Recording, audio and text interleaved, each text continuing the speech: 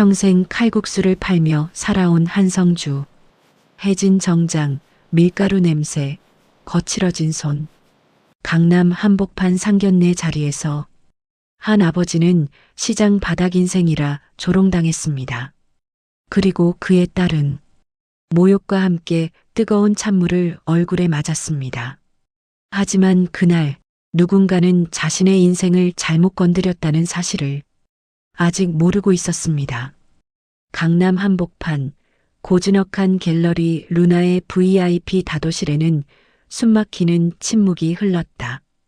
바깥 세상의 소음이라고는 단 한 조각도 스며들지 않도록 설계된 이 공간은 두꺼운 방음벽과 완벽하게 제어된 조명 아래 일종의 무결한 세계를 이루고 있었다. 고은이가 이 방을 열기 위해서는 조건이 있었다. 그녀가 인정하는 사람, 혹은 그 반대로 자신의 우월함을 한껏 전시할 필요가 있는 상대를 맞이할 때, 오늘은 분명히 후자였다. 바닥에는 수십 년 된 흑단 목재가 깔려 있었고 벽면을 따라 진열된 백자 도자기들은 저마다 적게는 수천만 원에서 많게는 억을 넘나드는 것들이었다. 정면 벽에는 조선 후기 화원의 산수화 한 점이 걸려 있었다. 어떤 갤러리에서도 팔리지 않는 고은이 가문이대를 이어 소장해 온 작품이라는 설명이 항상 뒤따랐다. 닭이 세트는 중국 송나라 때 양식을 재현한 것으로 이 역시 일반인이 쉽게 접할 수 없는 희귀품이었다. 모든 것이 철저하게 계산된 배치였다. 이 방에 들어온 사람은 누구든 숨부터 고르게 되어 있었다. 아름답고도 압도적인 공간이 무언의 메시지를 전달하기 때문이다. 이곳에 앉는 자격을 갖춘 사람과 그렇지 않은 사람이 있다고. 고은이는 빳빳하게 풀을 먹인 아이보리색 실크 드레스 자락을 조용히 정리하며 자리에 앉았다. 그녀의 손가락에는 2캐럿짜리 다이아몬드 반지가 빛났고 목에는 이탈리아 장인이 제작한 18K 골드 목걸이가 걸려 있었다. 예순이 다 되어가는 나이임에도 고은이의 자태에서는 흐트러짐이 없었다. 오히려 세월이 그녀에게 더 날카로운 선을 선물한 것처럼 보였다. 광대 아래로 깊어진 그늘, 가늘어진 눈꼬리, 그리고 어떤 감정도 쉽사리 읽히지 않는 인매.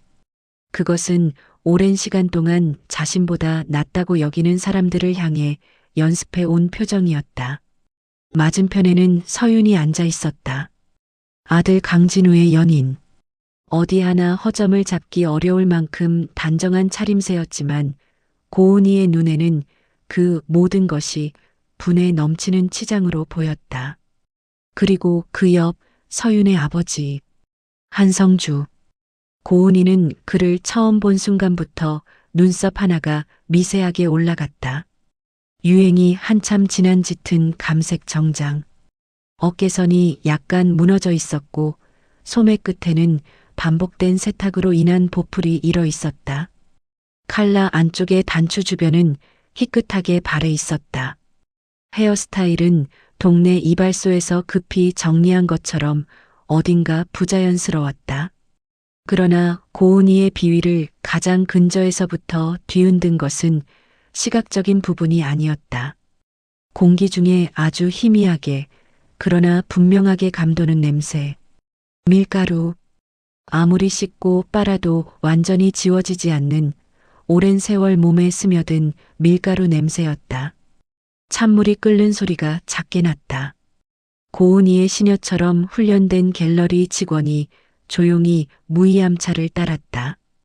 은은한 향이 방 안에 퍼졌다. 보통 사람이라면 그 향기에 잠시 마음을 빼앗겼을 것이다. 하지만 고은이는 그 향기를 마치 공격의 도구처럼 사용했다. 이 차 알고 오셨는지 모르겠지만 한 잔에 평범한 사람들 사흘치 일당은 좋게 됩니다. 그녀는 말을 끊지 않았다. 잔을 한성주 앞으로 밀어놓으면서 시선을 거두지 않은 채 말을 이었다. 무이암차 중에서도 대홍포원가 수종입니다. 이 다와는 조선 초기 분청사기로 저희 가문이 3대째 이어온 소장품이고요. 가격으로는 환산이 안 되는 것들이죠. 한 사장님 같은 분께는 과분한 향이겠군요. 마지막 문장은 나직하고 느렸다. 그 느림 속에 비수가 담겨 있었다. 한 사장님 같은 분. 그 호칭 안에 이미 모든 것이 들어 있었다. 당신은 여기 앉을 자격이 없다는 것, 이 차의 향기를 이해할 감각도 없다는 것, 그리고 내 아들의 장인이 될 수 없다는 것. 서윤의 얼굴이 하얗게 질렸다. 그녀는 무릎 위에 가지런히 올려놓았던 손을 천천히 꽉 쥐었다. 손끝이 차가워졌다. 어머니, 말씀이 너무 지나치세요. 목소리가 떨렸다. 하지만 고은이는 그 말을 흘려들었다. 아니, 오히려 그 말이 신호라도 된 것처럼 더 깊이 파고들었다. 지나치다고? 나는 지금 사실을 말하는 거야. 고은이는 서윤을 보지 않았다. 한성주를 보았다. 그를 보며 말했다. 시장 바닥에서 칼국수나 파는 지방과 사돈이라니. 내 아들 진우 앞길에 재를 뿌려도 유분수지. 우리가 지켜온 것이 있는데, 우리 가문이 몇 대에 걸쳐 쌓아온 품격이 있는데, 칼국수 기름 냄새를 묻힐 수는 없잖아. 그렇지? 그리고 그녀는 서윤이 두 손으로 정성껏 포장해온 홍삼 상자를 바라보았다. 빨간 리본이 정교하게 묶여 있었고 상자 겉면에는 서윤이 직접 쓴 작은 카드가 붙어 있었다. 고은이는 손끝 두 개만으로 그것을 가볍게 툭 밀었다. 상자는 테이블 모서리를 지나 바닥으로 떨어지며 둔탁한 소리를 냈다. 카드가 상자에서 떨어져 나갔다. 아무도 줍지 않았다. 고은이는 그것을 내려다보지조차 않았다. 내 아비가 과거에 내 땅을 가로챈 사기꾼이라는 소문도 있더구나. 그 말에 서윤의 눈이 크게 벌어졌다. 시장 바닥에서 번 그 비린내 나는 돈, 우리 집안엔 필요 없어. 내 아들 곁에 그런 냄새가 배면 안 되니까. 진우가 너한테 정신이 팔려 있는 게 이해가 안 되는데 아마 그 애도 시간이 지나면 알게 되겠지. 자기가 무엇을 잃을 뻔했는지. 서윤의 눈에 눈물이 차오르기 시작했다. 그녀는 입술을 세게 깨물었다. 울면 안 된다. 이 자리에서 무너지면 안 된다. 아버지 앞에서만큼은 아버지가 상처받는 것을 보여주면 안 된다. 그녀는 눈물을 참으려 눈을 가늘게 떴다. 하지만 그 순간이었다. 고은이의 손이 움직였다. 매우 자연스럽고 느린 동작이었다. 마치 처음부터 그것이 목적이었던 것처럼. 그녀는 앞에 놓인 찻잔을 들었다. 찬물은 아직 뜨거웠다. 80도 이상으로 우려낸 차였다.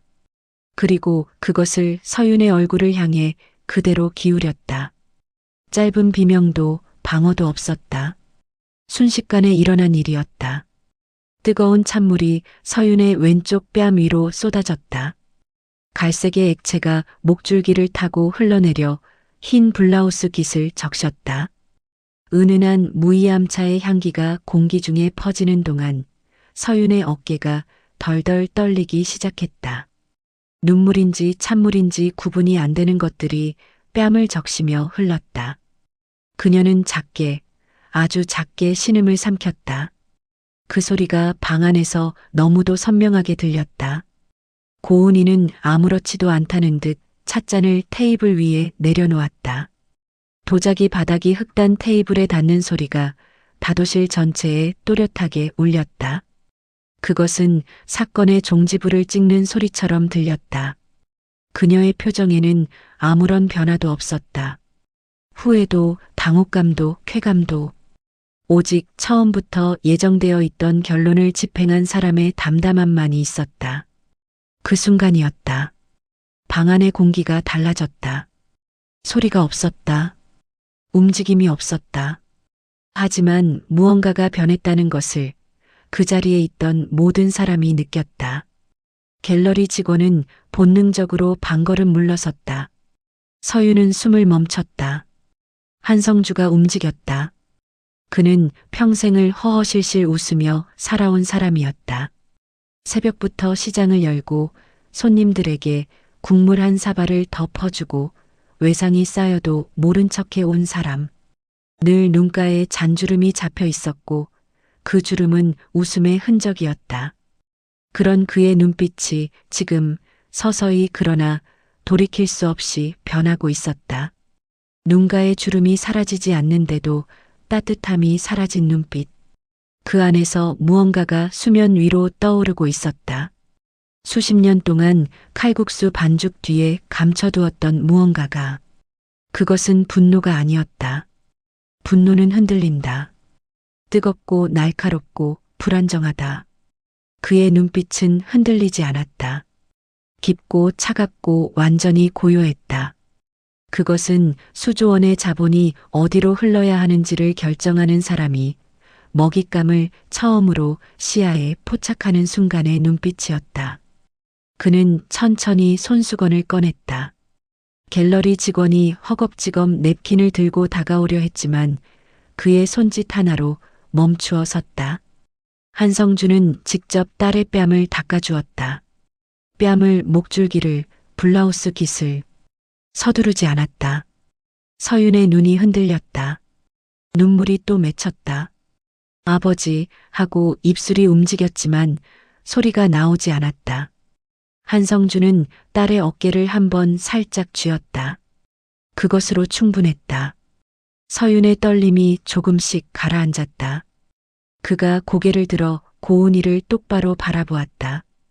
고은이는 처음으로 미세하게 굳었다. 무의식적인 반응이었다. 그 시선을 받은 순간 뭔가 잘못되었다는 것을 몸이 먼저 알았다. 하지만 그녀의 자존심은 그것을 인정하지 않았다. 그녀는 눈살을 살짝 찌푸리며 시선을 유지했다. 한성주는 손수건을 접어 천천히 주머니에 넣었다. 그리고 말했다. 사람의 가치를 땅 위에 세운 집으로만 보는군. 목소리는 낮고 조용했다.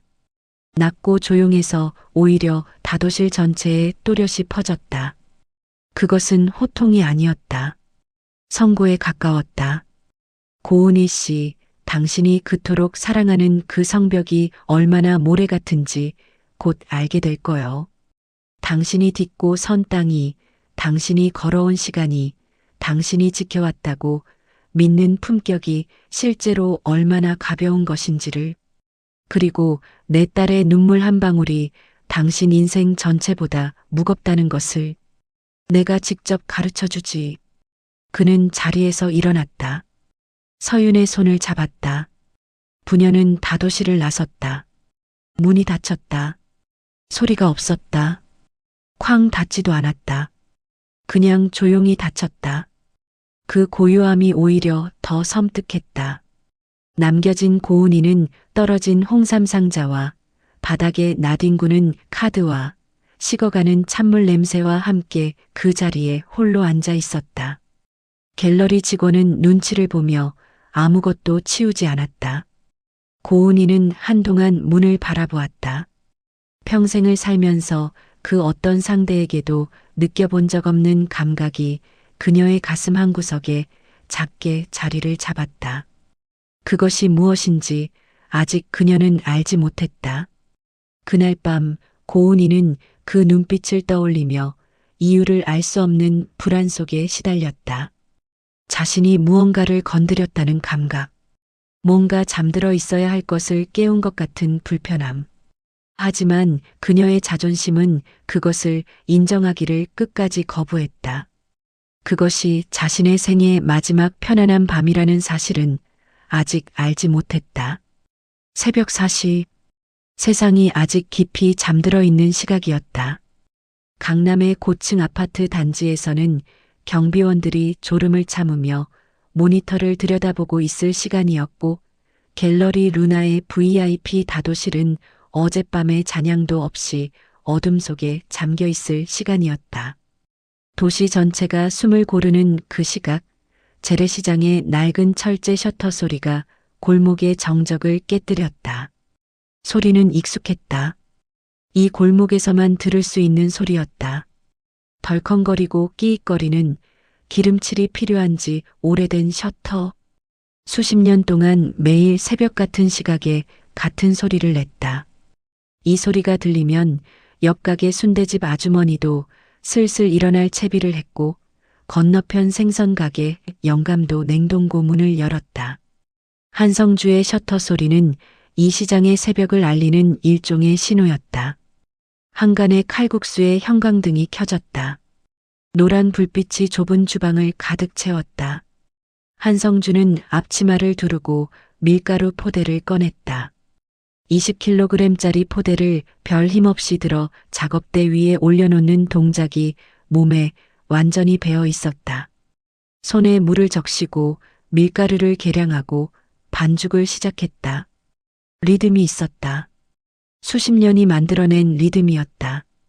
반죽을 누르고 접고 밀고 다시 누르고 그 동작이 반복될 때마다 작은 밀가루 분진이 피어올랐다가 가라앉았다. 형광등 불빛 아래 흩날리는 밀가루 분진. 아는 사람이 없었지만 그 광경은 묘하게 아름다웠다. 마치 그 좁은 주방 안에만 존재하는 작은 설경 같았다. 한성주는 그 아름다움을 오래전부터 알고 있었다. 아내가 살아있던 시절 그녀가 먼저 발견하고 알려준 것이었다. 여보, 새벽에 반죽할 때 저 밀가루 날리는 거 봐. 꼭 눈 같지 않아?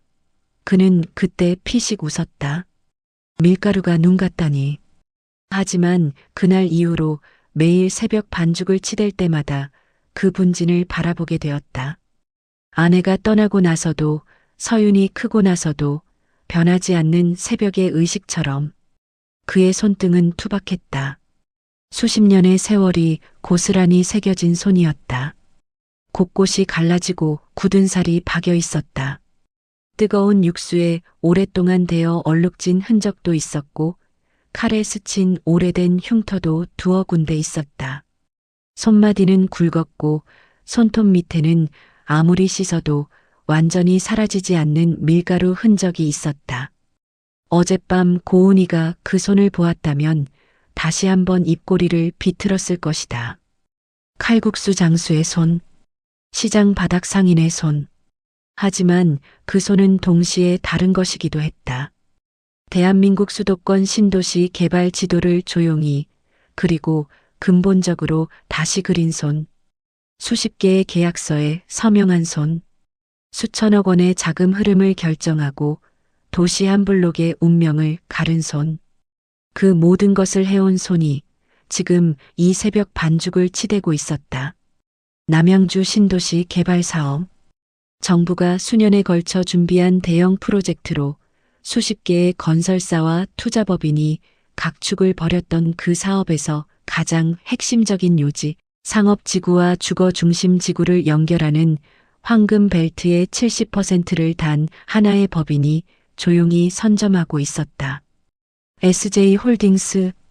언론에 단 한 줄도 이름이 오른 적 없고 재계 모임 어디에서도 얼굴을 비춘 적 없는 이 유령법인의 정체를 파악하려 했던 시도가 없지는 않았다.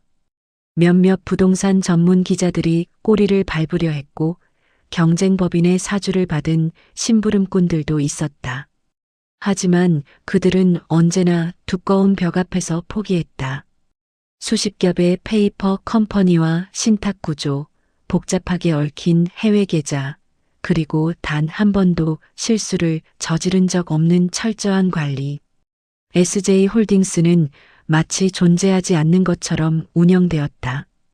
그 모든 것의 주인이 지금 밀가루 반죽을 치대고 있었다. 아는 이는 극소수였다. 수십 년을 함께 온 법률 대리인 한 명, 자금 흐름을 관리하는 회계사 한 명, 그리고 최 실장, 최정민 실장. 그가 한성주의 오른팔이 된 지도 20년이 넘었다. 처음 만났을 때 최정민은 30도 안 된 청년이었다. 작은 부동산 법인에서 말단으로 일하던 그를 한성주가 알아보았다. 숫자를 보는 눈이 예리하고 무엇보다 입이 무거웠다.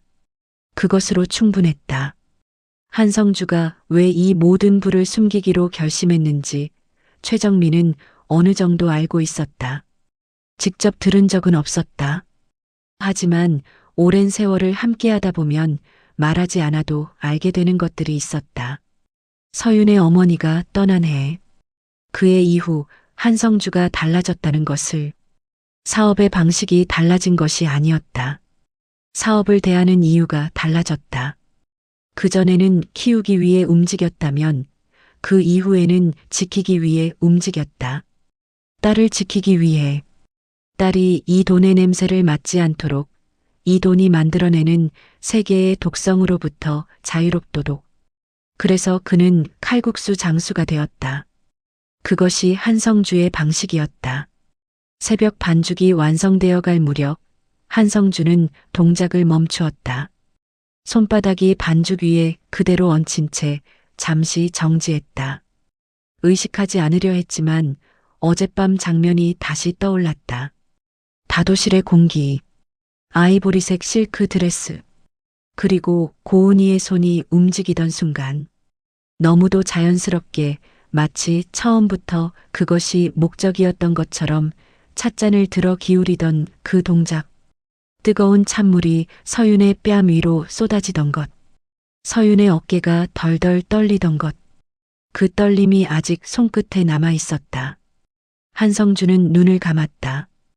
오래 감고 있지 않았다. 몇 초였다. 그러나 그 몇 초 동안 무언가가 완전히 결정되었다. 수십 년 동안 칼국수 반죽 뒤에 잠들어 있던 것이 깨어나는 소리가 그 자신의 내부에서 들렸다. 그는 눈을 떴다.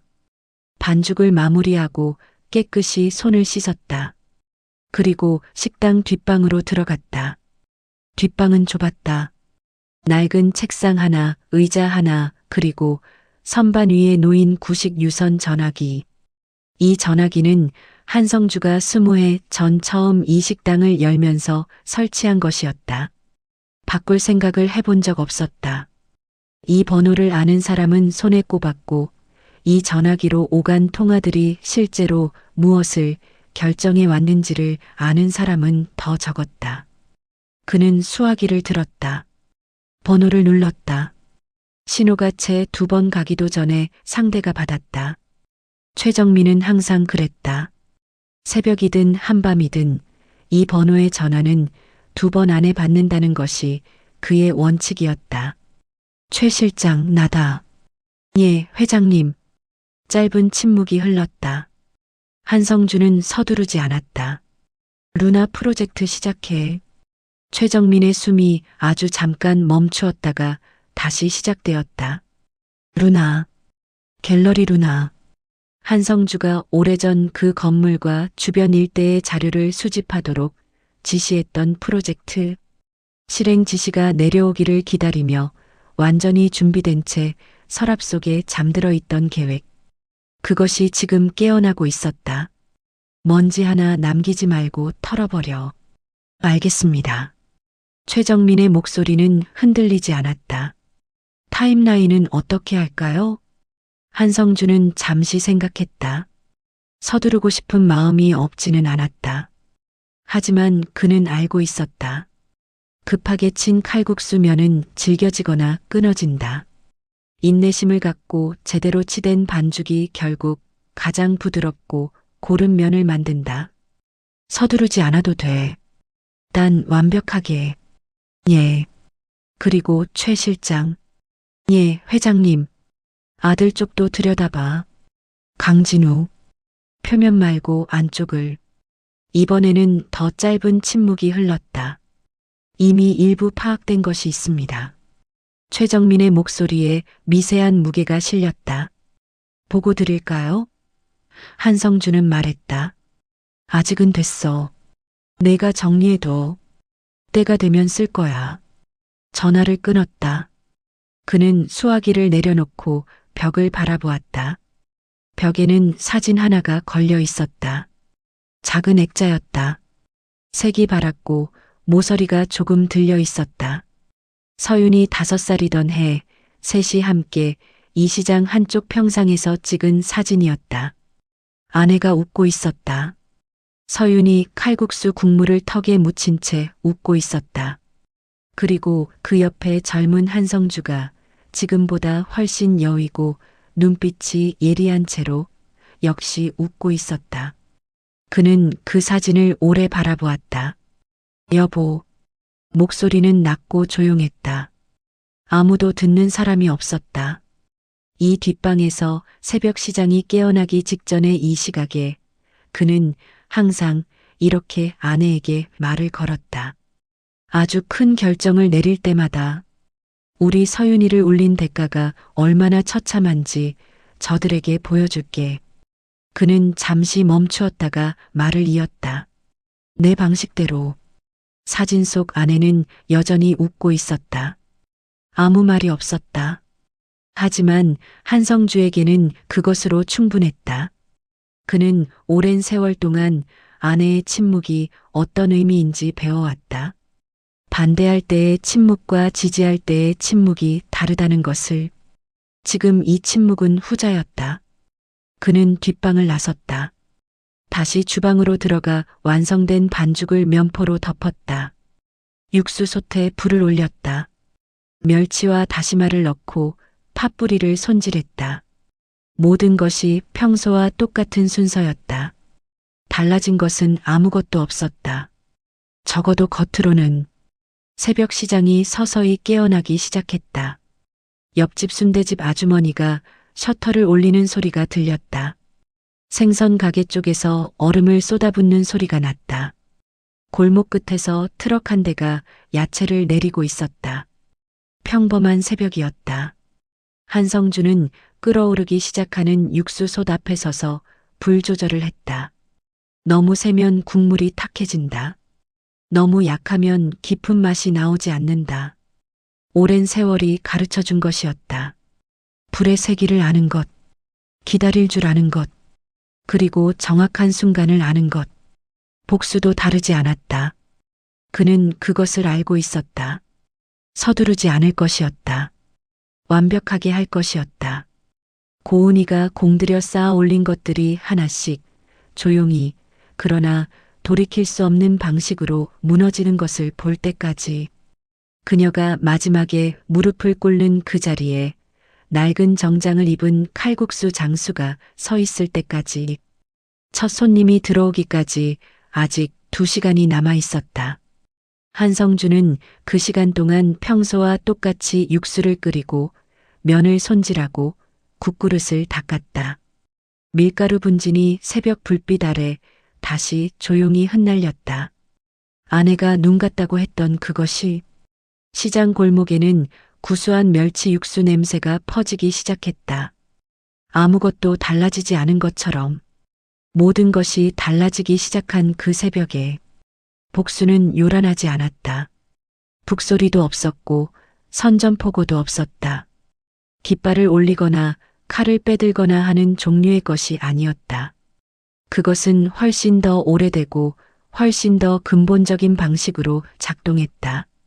마치 오랜 세월 동안 보이지 않는 곳에서 물이 스며든 벽이 어느 날 아침 아무런 예고 없이 조용히 무너지듯. 소리가 없어서 더 무서운 종류의 붕괴였다. 상견례 다음 날 아침이었다. 고은이는 평소보다 늦게 눈을 떴다. 전날 밤을 제대로 자지 못했다. 이유를 명확히 설명할 수 없었다. 그저 불안했다. 그 불안의 정체를 그녀는 계속 부정했다. 칼국수 장수의 눈빛 따위가 자신을 불안하게 만들 수는 없다고. 시장 상인이 내뱉은 말 한마디가 고은이 자신의 잠을 빼앗을 수는 없다고. 하지만 밤새 그 눈빛이 떠올랐다. 분노도 아니고 울음도 아닌 깊고 고요하고 서늘한 그 눈빛이 형용할 수 없어서 더 오래 남는 종류의 것이었다. 그녀는 침대에서 일어나 커피를 마셨다. 평정을 되찾으려 했다.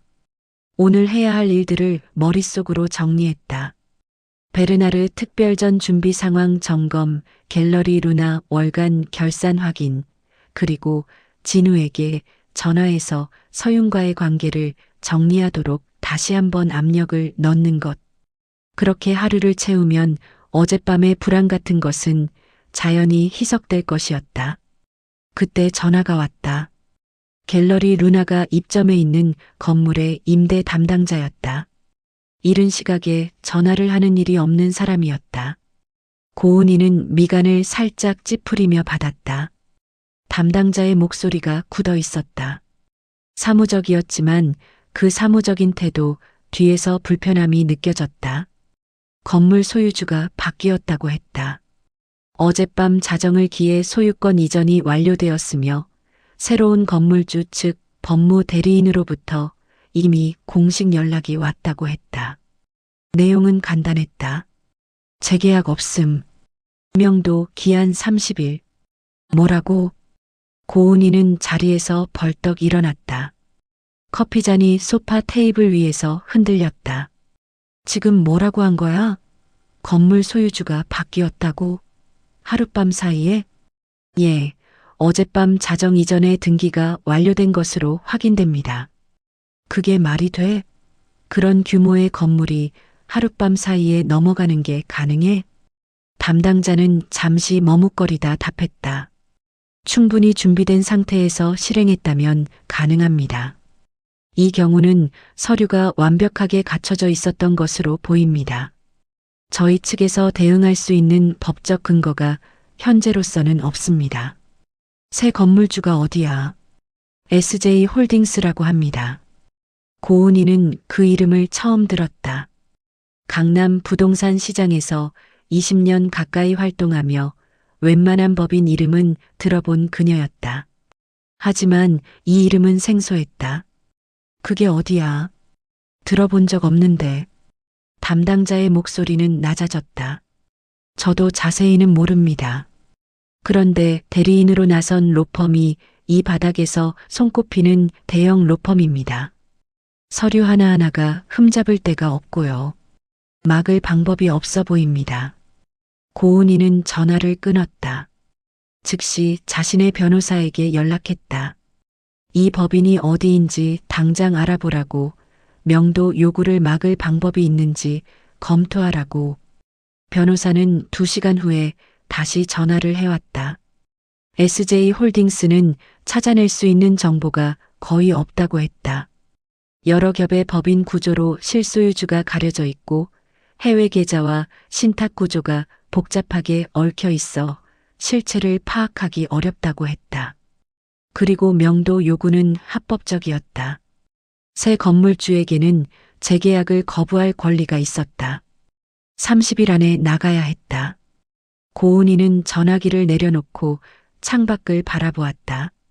강남의 빌딩들이 아침 햇살을 받아 빛나고 있었다. 그 풍경이 처음으로 낯설게 보였다. 이틀 후, 이번에는 파리에서 연락이 왔다. 고은이가 지난 1년을 온 신경을 기울여 준비해 온 것이었다.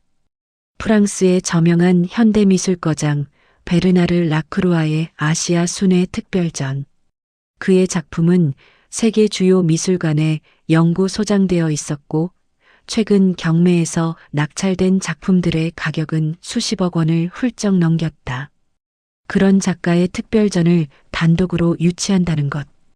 그것이 갤러리 루나의 어떤 의미인지는 설명이 필요 없었다. 고은이는 파리를 3차례 직접 방문했다. 베르나르의 스튜디오를 찾아가 작가 본인과 면담했고 그의 에이전시와 수개월에 걸친 협상 끝에 한국 독점 전시권 계약을 체결했다. 선급금으로 이미 3억 원을 지불한 상태였다. 계약서에 서명하던 날 고은이는 오랜만에 진심으로 기뻤다. 이것이 갤러리 루나의 새로운 챕터가 될 것이라고, 이제 이 바닥에서 자신의 위치가 완전히 달라질 것이라고 생각했다. 그런데 파리 본사의 담당자는 짧고 건조하게 말했다. 계약을 재검토하게 되었습니다. 더 신뢰할 만한 파트너를 찾았습니다. 고은이는 처음에 말을 제대로 알아듣지 못했다. 재검토? 더 신뢰할 만한 파트너? 그녀는 프랑스어와 영어를 섞어가며 다시 물었다. 지금 무슨 말을 하는 것이냐고. 계약이 이미 체결되었고 성급금도 지불되었는데 일방적으로 파기할 수 있는 것이냐고. 담당자는 계약서의 특정 조항 번호를 언급했다. 파트너십 적합성 재검토 조항. 계약 체결 후에도 파트너사의 운영 상황이나 신뢰도에 중대한 변동이 있을 경우 본사가 계약을 재검토할 수 있다는 조항이었다. 고은이는 그 조항을 기억했다. 계약 당시 담당 변호사가 한 번 짚고 넘어갔던 부분이었다. 하지만 고은이는 크게 신경 쓰지 않았다. 자신의 갤러리 운영에 중대한 문제가 생길 일은 없을 것이라고 믿었기 때문이었다. 그런데 지금 그 조항이 자신을 향해 작동하고 있었다. 중대한 변동이라는 게 무슨 얘기냐? 담당자는 침묵했다가 말했다. 갤러리가 입점해 있는 건물의 소유권 분쟁 상황, 그리고 관련된 몇 가지 재정적 불안정 요소들이 보고되었습니다. 누가 보고했어? 누가 그걸 당신네한테 알린 거야? 그 부분은 말씀드리기 어렵습니다.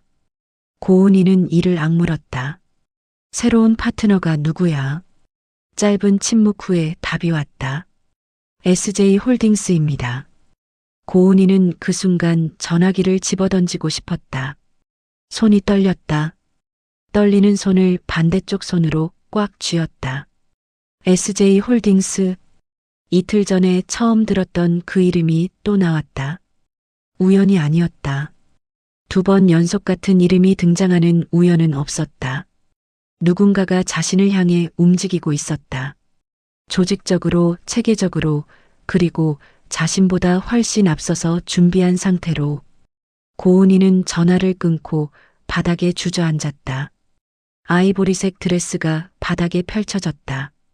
그녀는 한동안 그 자리에 앉아 있었다. 머릿속이 빠르게 돌아갔다.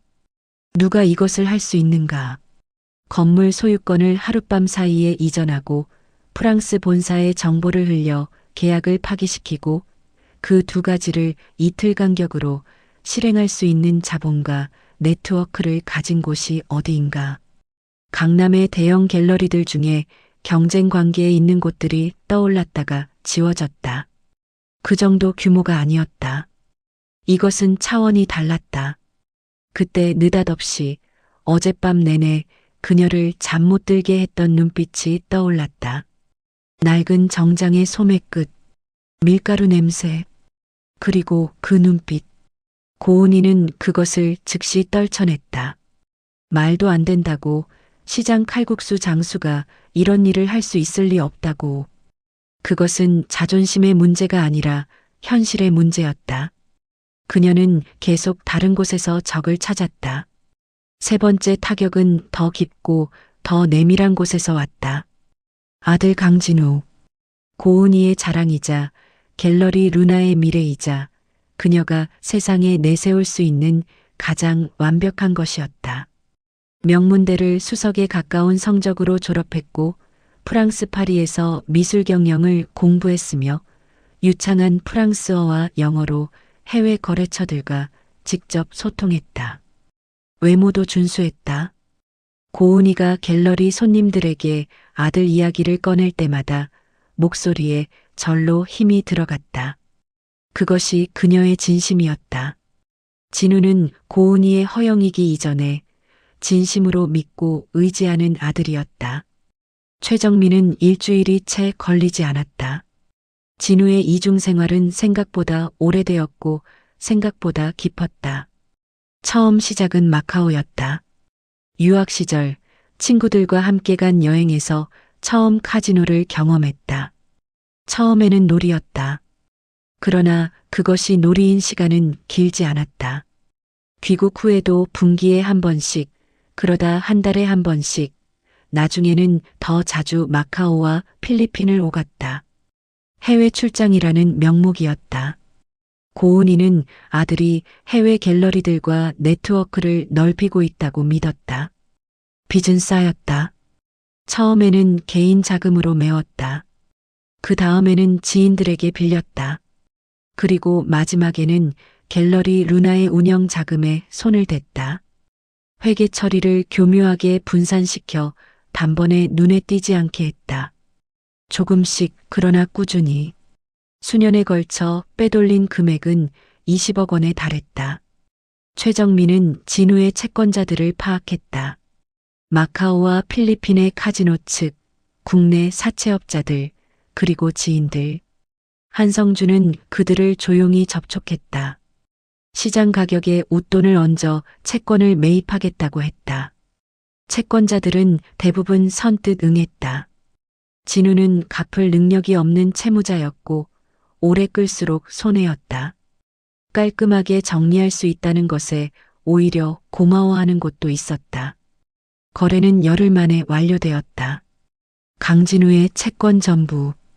그것이 이제 한성주의 손에 있었다. 고은이는 아직 몰랐다.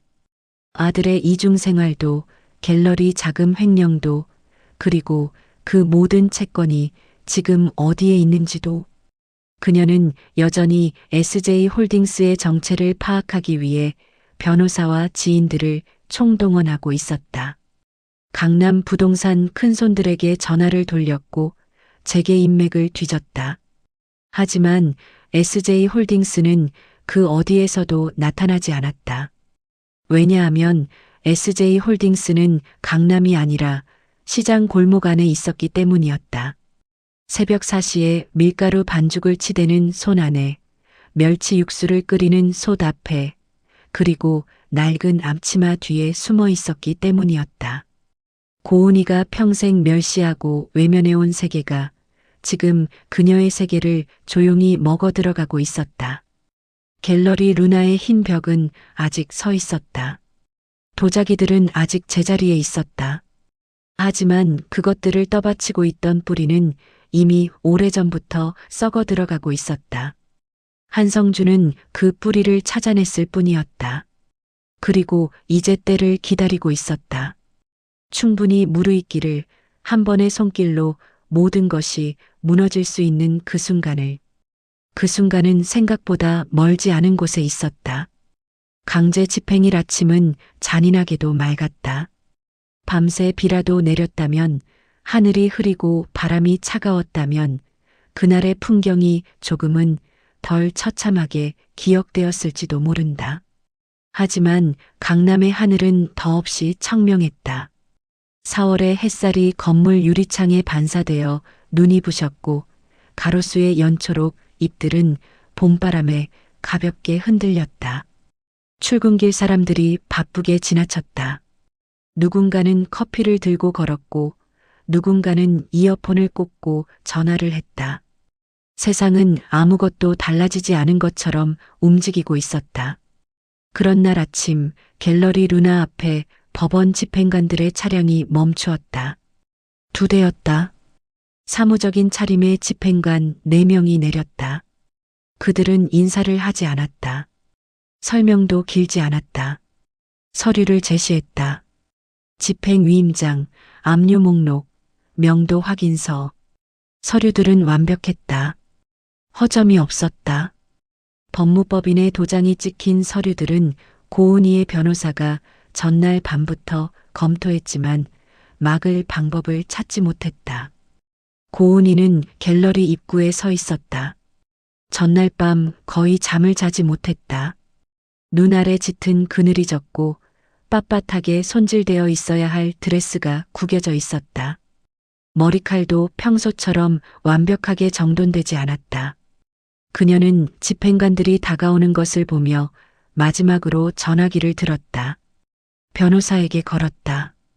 신호가 갔다. 받았다. 막을 방법이 없습니다. 변호사의 목소리는 낮고 무거웠다. 미안함과 무력함이 뒤섞인 목소리였다. 더 이상 들을 필요가 없었다.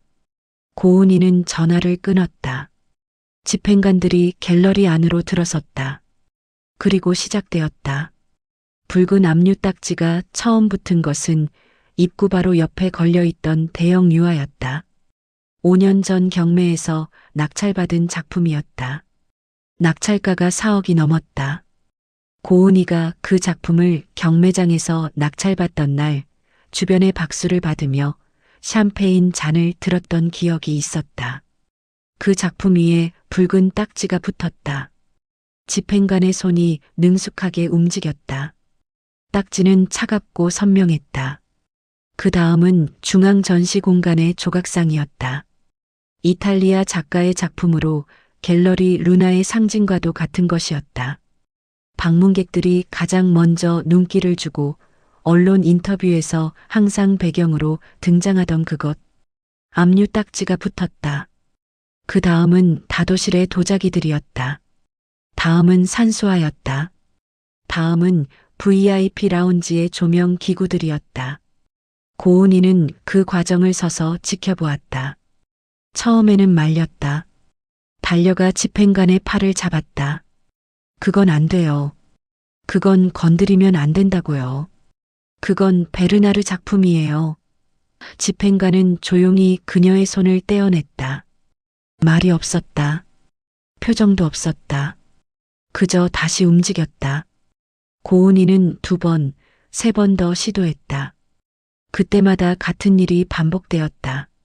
조용히 그러나 단호하게 제지당했다. 그리고 어느 순간 고은이는 더 이상 움직이지 않았다. 그녀는 다도실 입구에 서서 바라보기만 했다. 흐트러진 머리칼이 얼굴 위로 흘러내렸다. 쓸어 올리지 않았다. 손이 떨렸다. 다리도 떨렸다. 아이보리색 드레스 자락이 바닥에 끌렸다. 입술이 움직였지만 소리가 되어 나오지 않았다. 갤러리 루나가 해체되고 있었다. 흰 벽 위에 붉은 딱지들이 늘어났다. 압류 목록에 적힌 물품들이 하나씩 확인되었다. 수십 년이었다. 수십 년을 공들여 쌓은 것들이 이 아침 2시간 만에 해체되고 있었다. 고은이는 그 자리에서 주저앉았다. 두 손으로 머리칼을 쥐어뜯으며 울부짖었다. 소리가 텅 빈 갤러리 전체에 울렸다. 직원들은 먼 발치에 서서 시선을 피했다. 아무도 다가오지 않았다. 다가올 수 없었다. 고은이 대표가 저렇게 무너지는 것을 본 적이 없었다. 다가가야 할지 그냥 두어야 할지를 아무도 몰랐다. 아들 강진우는 그 자리에 없었다. 그는 새벽에 이미 끌려갔다. 수사관들이 온 것은 전날 저녁이었다. 초인종이 울렸을 때 진우는 집에 있었다. 현관문을 열고 수사관 2명을 마주한 순간 그는 모든 것이 끝났다는 것을 알았다. 표정이 무너지지도 않았다. 이미 올 것이 왔다는 듯 오히려 담담했다. 수사관이 혐의를 고지했다. 특정경제범죄 가중처벌법상 횡령. 피해 금액 20억 원. 고은이는 그 자리에 있었다. 진우야 하고 불렀다. 아들은 고개를 돌렸다. 그 눈빛은 고은이가 알던 아들의 눈빛이 아니었다. 뭔가를 오래 짊어지고 있다가 마침내 내려놓는 사람의 눈빛이었다. 엄마 하고 그는 말했다. 그게 전부였다. 수사관과 함께 현관을 나섰다. 고은이가 따라가려 했을 때 수사관이 막았다. 조용히 그러나 물러서지 않았다. 고은이는 열린 현관문 앞에서 아들의 뒷모습이 멀어지는 것을 바라보았다. 그 뒷모습이 아침 내내 눈앞에 어른거렸다. 갤러리 앞에서 고은이는 오래 서 있었다. 집행관들이 작업을 마무리했다. 차량에 올라탔다. 떠났다. 직원들도 하나둘씩 자리를 피했다. 말을 걸 수 없었다. 이 상황에서 무슨 말을 할 수 있을지 아무도 몰랐다. 갤러리 루나는 텅 비었다. 흰 벽에는 압류 딱지만 남았다. 작품들이 걸려있던 자리에는 직사각형의 깨끗한 흔적이 남아 있었다. 오랫동안 그 자리를 지켰던 것이 사라진 자국이었다. 고은이는 혼자였다. 그 고독이 물리적인 통증처럼 느껴졌다. 그녀는 갤러리 앞 시멘트 바닥 위에 서서 막연하게 기다렸다. 무엇을 기다리는지 몰랐다. 그냥 그 자리를 떠날 수가 없었다. 이것이 끝이라는 것을 받아들일 수가 없었다. 그때 검은색 세단이 건물 앞에 조용히 멈추었다. 차창이 어두워 안이 보이지 않았다. 고은이는 반사적으로 그 차를 향해 걸어갔다. 이 건물의 새 주인, SJ홀딩스. 수주 동안 정체를 알 수 없었던 그 이름 뒤의 사람. 고은이는 무언가를 결심했다. 자존심 같은 것은 이미 이 아침에 남아있지 않았다. 그녀는 차를 향해 뛰었다. 잠깐만요. 잠깐만. 차 앞을 막아섰다. 목소리가 갈라졌다. 눈물과 울부짖음으로 쉰 목소리였다. 회장님을 만나야 해요. 이 건물 주인을 만나야 한다고요. 제발이요. 제발 만나게 해주세요. 그녀는 시멘트 바닥에 무릎을 꿇었다. 아이보리색 드레스가 시멘트 위에 끌렸다. 무릎에 차가운 감촉이 느껴졌다. 고은이가 누군가 앞에 무릎을 꿇은 것은 살면서 처음이었다. 하지만 지금 그것을 생각할 여유가 없었다.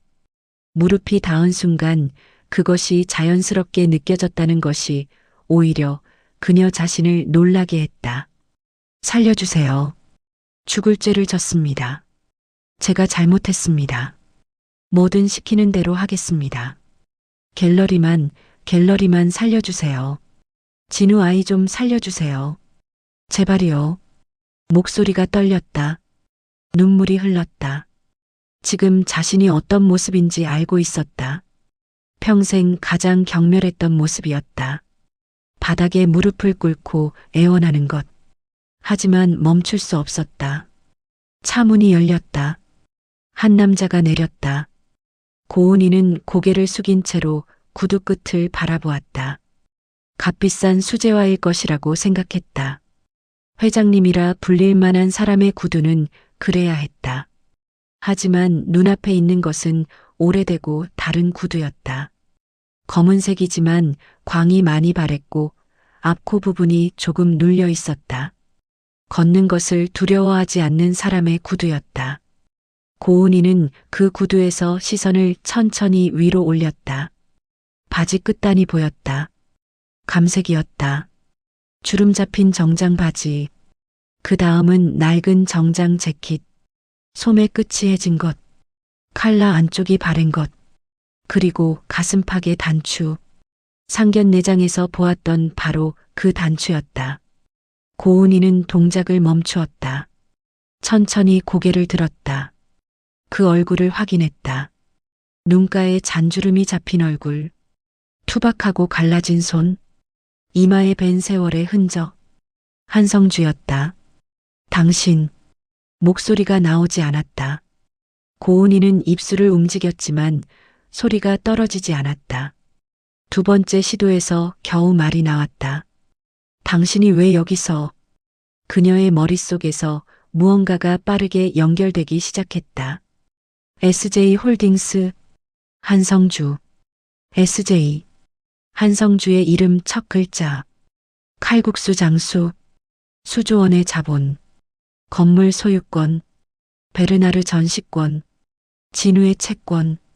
모든 것이 하나의 선으로 이어졌다. 그 선의 끝에 지금 이 사람이 서 있었다. 한성주는 그녀를 내려다보았다. 상견 내장에서와 같은 눈빛이었다. 서늘하고 고요하고 깊었다. 분노도 승리의 쾌감도 없었다. 오직 처음부터 예정되어 있던 것이 지금 완성되고 있다는 사람의 눈빛만이 있었다. 그는 천천히 주머니에 손을 넣었다.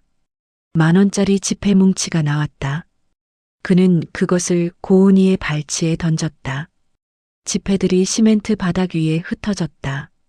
봄바람이 불어 몇 장이 살짝 날렸다. 이 돈, 당신이 서윤이에게 던졌던 것보다 조금 더 넣었소. 목소리는 낮고 조용했다. 다도실에서와 같은 목소리였다. 조용해서 오히려 모든 것이 또렷하게 들렸다. 당신이 딛고 선 이 땅도 그 허영 가득한 갤러리도 모두 내 칼국수 반죽보다 가벼웠나 보군. 그는 더 말하지 않았다. 발치에 무릎 꿇린 여자를 내려다보며 길게 서 있지도 않았다. 차에 올라탔다. 문이 닫혔다. 세단이 조용히 출발했다. 가속 소리도 크지 않았다. 그저 조용히 출발해서 조용히 멀어졌다. 고은이는 흩어진 지폐들 사이에서 무릎을 꿇은 채로 그 차가 사라지는 것을 바라보았다. 시멘트 바닥의 차가움이 무릎을 통해 온몸으로 퍼졌다. 봄 햇살이 바닥 위에 부서지고 있었다. 지폐 한 장이 바람에 날려 그녀의 무릎 위에 떨어졌다가 다시 날아갔다. 고은이는 오랫동안 그 자리에서 일어나지 못했다. 지나가던 사람들이 그녀를 보았다. 시선이 느껴졌다.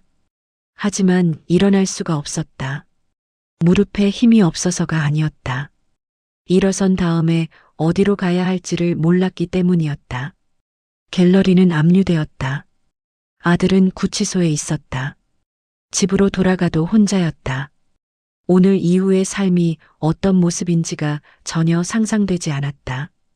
그녀는 그 상상 안에서 가장 오래 기억하고 싶지 않은 장면을 떠올렸다. 서윤의 뺨으로 찬물이 쏟아지던 것. 서윤의 어깨가 덜덜 떨리던 것. 그것을 닦아주던 한성주의 손. 그리고 그 눈빛. 그때 그녀는 알았어야 했다. 그 눈빛이 무엇인지를. 강남의 봄은 계속되었다. 햇살은 여전히 따뜻했고 가로수 잎들은 여전히 흔들렸다. 세상은 아무것도 달라지지 않은 것처럼 움직였다. 다만 갤러리 루나의 흰 벽 위에 붉은 딱지들이 붙어 있었고 그 앞 시멘트 바닥 위에 고은이가 무릎을 꿇고 있었다. 그것이 그녀가 딛고 서 있던 성벽의 마지막 모습이었다. 사건이 지나간 후에도 시장은 시장이었다. 세상이 뒤집히고 누군가의 인생이 산산조각 났어도 시장의 새벽은 어김없이 찾아왔다. 철제 셔터가 올라가고 좌판이 펼쳐지고 새벽 배달 트럭이 골목 안으로 들어섰다. 순대집 아주머니는 오늘도 새벽 5시에 솥에 불을 올렸고 생선 가게 영감은 얼음을 채우며 생선을 정렬했다. 채소 가게 할머니는 시든 잎을 골라내며 좌판을 꾸렸다. 누군가의 드라마틱한 몰락 따위는 이 시장의 리듬을 단 한 박자도 바꾸지 못했다. 시장은 원래 그랬다. 오래전부터 수많은 사람들의 흥망성쇠를 흘려보내면서도 제 박자를 잃지 않는 곳이었다.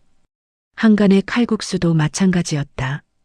새벽에 불이 켜지고 반죽이 시작되고 육수가 끓었다. 아침 일찍 첫 손님이 들어오고 점심의 자리가 꽉 찼다. 뜨거운 국물 앞에서 사람들은 후후 불어가며 면을 먹었다. 이야기를 나누고 웃었다. 저녁에는 하루 일을 마친 상인들이 한 그릇씩 들이켰다. 마지막 손님이 나가고 불이 꺼졌다. 그것이 전부였다. 어떤 날과도 다를 것이 없는 하루였다. 달라진 것이 있다면 딱 하나였다. 가게 한쪽 벽면에 그림들이 걸렸다. 10점이었다. 크고 화려한 것들이 아니었다. 크기도 제각각이었고 액자도 통일되지 않았다.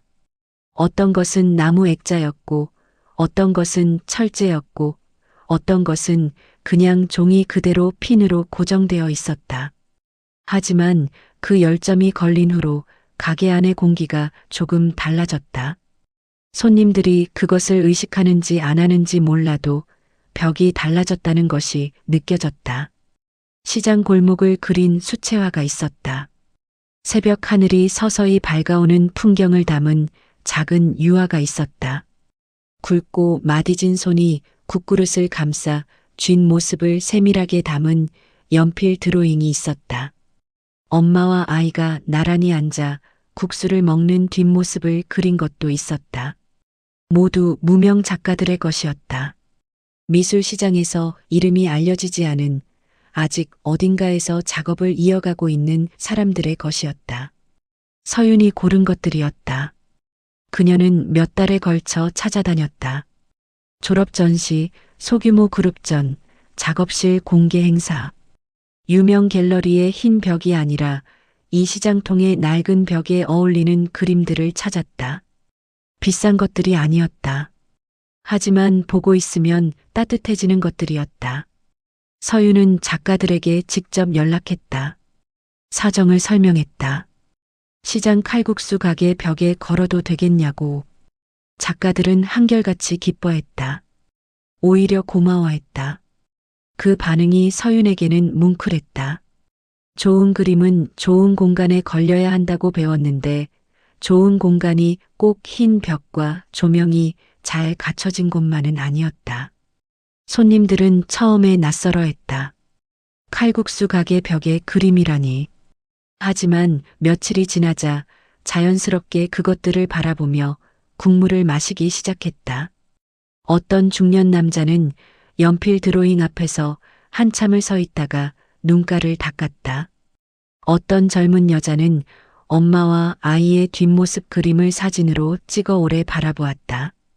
어떤 할아버지는 시장 골목 수채화를 보며 여기 어디냐고 물었다가 바로 이 골목이라는 대답을 듣고 소리 없이 웃었다.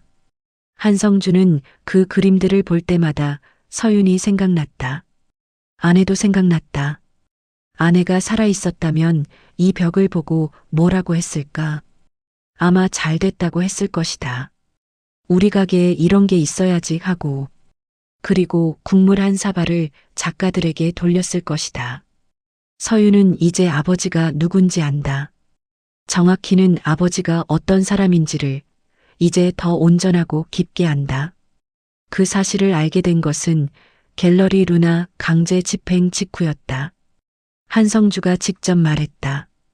뒷방에 둘이 앉아 아내의 사진이 걸린 벽을 앞에 두고 말을 꺼내기까지 오래 걸렸다. 한성주는 평소와 달리 말문을 열지 못하고 한동안 앉아 있었다. 서유는 그것을 기다렸다. 아버지가 무언가 중요한 말을 하려 할 때 시간이 필요하다는 것을 알고 있었다. 이야기를 다 들은 후 서유는 오래 말이 없었다. 창밖을 바라보았다. 시장 골목의 저녁이 깊어가고 있었다. 상인들이 좌판을 정리하는 소리가 들렸다. 서유는 그 소리를 들으며 생각했다. 새벽마다 반죽을 치대던 손, 해진 소매의 낡은 정장, 외상 손님에게도 국물을 더 퍼주던 것. 그것들이 가난의 흔적이 아니라 선택이었다는 것을 이제 알았다. 왜 말 안 했어요? 서윤이 물었다. 목소리는 담담했다. 한성주는 잠시 생각하다 답했다. 칼국수 장수 딸로 자라는 게 더 좋을 것 같아서. 서윤은 그 말을 듣고 웃었다. 울 것 같은 얼굴로 웃었다. 눈가가 붉어졌지만 눈물은 흘리지 않았다. 그녀는 자리에서 일어나 앞치마를 두르고 주방으로 들어갔다. 설거지가 남아 있었다. 한성주는 그 뒷모습을 바라보다가 자신도 자리에서 일어났다. 그날 이후 서유는 달라지지 않았다. 여전히 서빙을 도왔다. 여전히 손님들에게 먼저 인사했다. 여전히 시장 아주머니들과 담소를 나눴다. 아버지가 SJ홀딩스의 실소유주라는 사실이 그녀의 하루를 바꾸지 않았다. 그것이 한성주를 가장 안도하게 했다. 그리고 가장 뭉클하게 했다. 고은이는 시장 골목 끝방에서 살았다. 방은 좁았다. 창이 하나 있었는데 골목 쪽으로 나 있었다. 아침마다 시장이 깨어나는 소리가 들렸다. 셔터 소리, 트럭 소리, 상인들의 목소리. 한때 그녀가 가장 멸시했던 소리들이 이제 그녀의 아침을 여는 소리가 되었다. 매일 아침 고은이는 빗자루를 들고 골목으로 나왔다. 시장 청소가 그녀의 일이 되었다. 처음 그 일을 시작한 것은 스스로 선택한 것이 아니었다. 시장 상인회에서 제안했다. 아니, 제안이라기보다 조건이었다. 이 골목에서 지내려면 함께 일해야 한다고. 고은이는 처음에 거부하려 했다. 하지만 갈 곳이 없었다. 그녀는 빗자루를 받았다. 처음 며칠은 손이 떨렸다. 화가 났다. 굴욕감이 매일 아침 빗자루를 드는 손을 무겁게 했다. 자신이 멸시했던 시장 바닥을 칼국수 기름 냄새가 밴다고 코를 틀어쥐었던 그 바닥을 이제 자신의 손으로 쓸고 있었다. 지나가는 상인들의 시선이 느껴졌다. 알아보는 사람도 있었다. 하지만 아무도 말을 걸지 않았다. 수군거림이 없지는 않았지만 시장 사람들은 오래 수군거리지 않았다. 할 일이 많았다. 일주일이 지났다. 보름이 지났다. 한 달이 지났다. 어느 날 아침 청소를 마치고 빗자루를 세워두는데 채소 가게 할머니가 군고구마를 내밀었다. 아무 말 없이 그냥 내밀었다. 고은이는 처음에 손을 내밀었다가 거두었다. 할머니는 여전히 내밀고 있었다. 고은이는 결국 받았다. 뜨거웠다. 손바닥이 데일 것 같았다. 두 손으로 감싸 쥐었다. 그 온기가 손바닥을 지나 가슴 어딘가까지 전해지는 것 같았다. 그날 밤 고은이는 좁은 방에서 혼자 울었다. 오랫동안 울었다. 강진우는 교도소에 있었다. 재판은 길지 않았다. 증거가 명확했고 진우 스스로 혐의를 인정했다. 항소하지 않았다. 선고 후 수감되었다. 고은이가 처음 면회를 간 것은 수감된 지 2달이 지나서였다. 그 전까지는 갈 수가 없었다. 자신이 먼저 그 아이를 마주할 자격이 없다는 생각이 들었다. 아들의 이중 생활을 몰랐던 것이 자신의 잘못이라고 그것을 알아야 했는데 알려 하지 않았다는 것을 이제 알았다. 면회실에서 진우를 마주했을 때 고은이는 준비한 말들이 전부 사라졌다. 아무 말도 나오지 않았다. 그냥 울었다. 진우는 울지 않았다. 엄마 하고 불렀다. 그리고 말했다. 미안해. 고은이는 그 말을 듣고 더 크게 울었다. 그것이 자신이 먼저 해야 했던 말이었기 때문이었다. 아들에게도 한성주에게도 서윤에게도 그리고 평생 자신이 내려다보았던 모든 사람들에게도. 면회가 끝나고 돌아오는 길에 고은이는 시장을 지나쳤다. 저녁 시장이었다. 사람들이 북적였다. 칼국수 가게 앞을 지나치다 멈추었다. 안에서 사람들이 국물을 마시고 있었다. 웃음소리가 들렸다. 한성주가 솥 앞에서 면을 건지고 있었다. 낡은 앞치마를 두른 채로 평소와 다름없이. 고은이는 한참 그 풍경을 바라보다 걸어갔다. 한성주는 끓어오르는 솥 앞에 섰다. 저녁 영업이 끝나갈 무렵이었다. 마지막 손님 2명이 아직 자리에 있었다. 한성주는 서두르지 않았다. 솥에서 면을 건져 올리고 국물을 떠서 맛을 보고 간을 맞추었다. 수십 년을 해온 동작이었다. 그 동작 안에 모든 것이 있었다. 기다림, 정성, 그리고 사람을 대하는 방식. 진정한 권력이 무엇인지 그는 이제 더 분명히 안다. 남을 짓밟는 성벽을 높이 쌓는 것이 아니었다. 갤러리 루나의 흰 벽 위에 걸린 수억짜리 작품들이 아니었다. VIP 다도실의 도자기들이 아니었다. 그것들은 결국 압류딱지 앞에서 아무것도 아니었다. 진정한 권력은 사랑하는 사람을 지킬 수 있는 것이었다. 그 지킴이 반드시 돈이나 힘의 형태일 필요는 없었다. 매일 새벽 반죽을 치대는 것, 뜨거운 국물을 정성껏 끓이는 것, 딸의 뺨에 흐르는 찬물을 닦아주는 것. 그것들이 모두 지킴이었다. 마지막 손님이 나갔다. 서윤이 그릇을 치웠다. 한성주가 주방을 정리했다. 가게 문을 닫고 불을 껐다. 그는 뒷방으로 들어가 아내의 사진 앞에 앉았다. 여보, 오늘 칼국수가 참 잘 됐네.